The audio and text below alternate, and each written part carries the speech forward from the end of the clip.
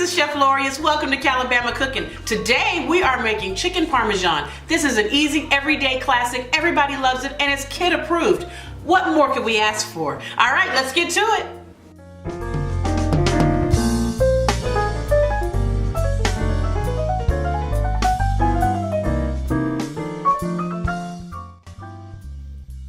Let's get started with our basic ingredients. First, we have chicken breasts, which I've cut up into small pieces to make this family friendly.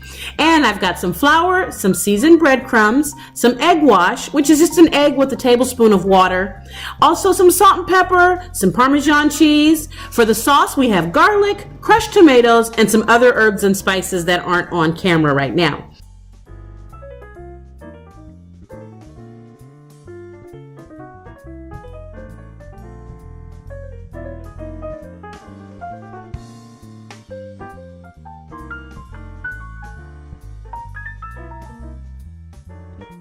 Now first we're going to start by seasoning our chicken to taste with salt and pepper.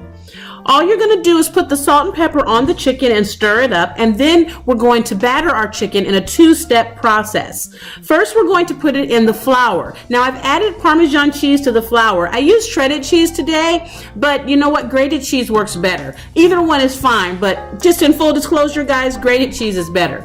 You're going to put the chicken into the flour, then put it into the egg mixture, and then put it into the seasoned breadcrumbs. Once all of your chicken is ready and coated, you're going to place it in a hot skillet with olive oil. I'm using my cast iron skillet today, but any skillet is fine.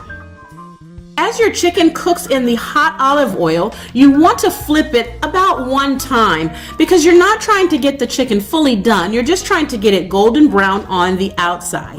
Once all of your chicken is done, remove it from the skillet, set it aside, and leave all of those flavor bits in the bottom of your skillet because they're going to be necessary for your sauce to be absolutely wonderful.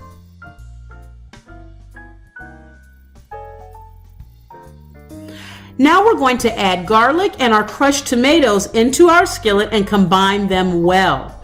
We're also going to add our herbs and spices. I'm adding parsley, oregano, and basil leaves. You can add anything else that makes you feel like you're having good Italian food. All spices are welcome. I also add a little bit of sugar to cut down on the acidity of the tomatoes. This helps people like me who can't really eat tomato sauce without having a tummy ache. Put about a teaspoon to a tablespoon of sugar in there and you're good to go.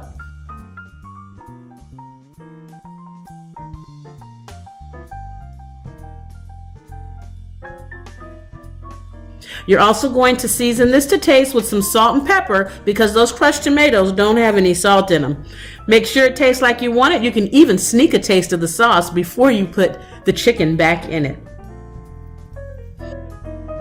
Once all of your sauce is combined, you're going to add the chicken back to it. Push and squeeze and get all of those pieces of chicken into that pot. Next, you're going to cover it with cheese.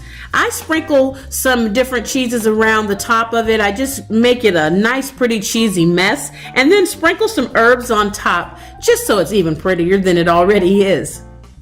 You want to cover the skillet loosely with foil to keep the heat inside and place it in your oven, your preheated oven at 400 degrees for 15 to 20 minutes. And then remove it, take the top off, and you can bake it uncovered in the oven for another 5 to 7 minutes if you'd like, or you can stop here if your chicken is done.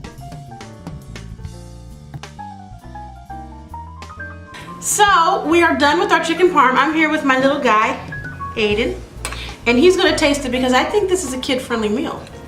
So let's see if he likes it. It's kind of hot, buddy. What'd you say?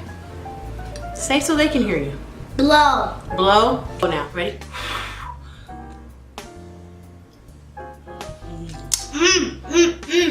Oh, all right. He likes it. Okay, thanks for joining me today. It's been wonderful. Oh yeah, he's pointing at it. He wants more. That's great. The phone's ringing. Gotta go. Have a great day. Bye.